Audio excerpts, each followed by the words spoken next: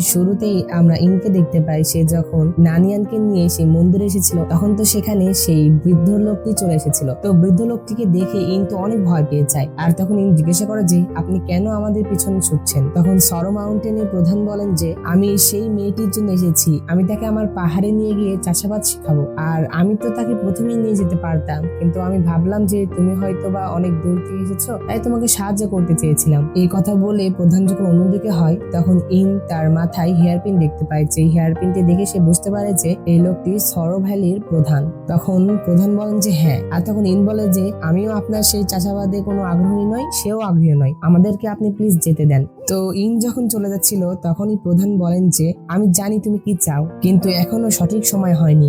Seven since ম্যানুয়ালও তোমাকে সাহায্য করতে পারবে না। তুমি তোমার মেডিটেশনের দিকে মনোযোগ দাও, যখন তুমি আলোকিত হবে তখন তুমি আবার চেষ্টা করতে পারো। তখন ইন বলে যে ঠিক আছে, আমি যখন আলোকিত হব তখন তোমাকে বলবো। এই কথা বলে সে চলে যাচ্ছিল, কিন্তু তখন প্রধান তাকে বেহুশ করে দেয়। এরপরে তিনি তাদের দুজনকে সেখান থেকে একটি পোর্টালের মাধ্যমে নিয়ে চলে যায়। এরপরের দৃশ্যে আমরা দেখতে পাই শাওচাং নানিয়ানকে বলছে যে তুমি আমাকে ভুলে যাও। তো এই কথা শুনে নানিয়ান ঘুম থেকে উঠে যায়। আসলে এটা নানিয়ানের স্বপ্ন ছিল। তো ইন আর নানিয়ানকে আমরা সরো মাউন্টেন ব্রহ্মা সিয়ে দেখতে পাই। নানিয়ানের জ্ঞান ফেরার পর থেকে সে শুধুমাত্র জিয়াং জিয়াং করতে থাকে, অর্থাৎ শাওচাং এর নাম আর কি। নানিয়ান যখন বাইরে আসে তখন সরো মাউন্টেনের প্রধান এসে তাকে বলে যে তুমি কি ফিল্ড ভ্যালিতে যেতে চাও? আমার একটা উপায় আছে। এই কথা বলে প্রধান একটি পোর্টাল ওপেন করে। তখন আমরা দেখতে পাই নানিয়ান তো কোনো চিন্তা ছাড়াই, কোনো কথা না ভেবেই সেই পোর্টাল দিয়ে চলে যায়। তখন সেখানে ইন আসে। ইন এসে প্রধানকে জিজ্ঞাসা করে যে বুড়ো তুমি তাকে কোথায় পাঠালে? অন্যদিকে আমরা শাওচাংকে ফিল্ড ভ্যালির ভিতরে দেখতে পাই, যে কিনা ইনজুদের আস্তানায় ছিল।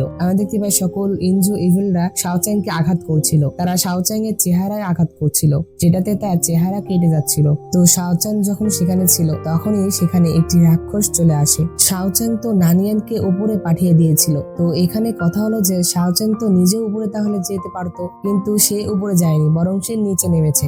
যদি সে নানিয়ানকে উপরে তুলতে পারে তাহলে সে নিজে কেন গেল না? তো কি আর করার, ড্রামার কনসেপ্টই এমন। তো তখন সে রাক্ষসটি শাওচাংকে বলে যে নেদারওয়ার্ল্ড কারাগারে কাউকে জীবিত রাখা হবে না, তুমি এখনো কিভাবে বেঁচে আছো? তো আমরা এতক্ষণ ধরে যে রাক্ষসটিকে দেখছি তার নাম ছিল শ্যানলু, যে কিনা সকল রাক্ষসদের রাজা। তো শাওচাং তাকে চিনতে পারে। তখন শ্যানলু বলে যে তোমার সাহস কিভাবে হয় তুমি আমার নাম ধরে ডাকো? আসলে এই শ্যানলুকে তো সিল করা হয়েছিল, আসলে এই শ্যানলু এর শরীর সিল করা হয়েছিল, কিন্তু তার আত্মাকে সিল করতে পারেনি, যার জন্য শ্যানলু আত্মা হয়ে ঘুরে বেড়াচ্ছে। শাওচাং তাকে বলছিল যে তুমি এই 5টি রাজ্যে বিশৃঙ্খলা সৃষ্টি করে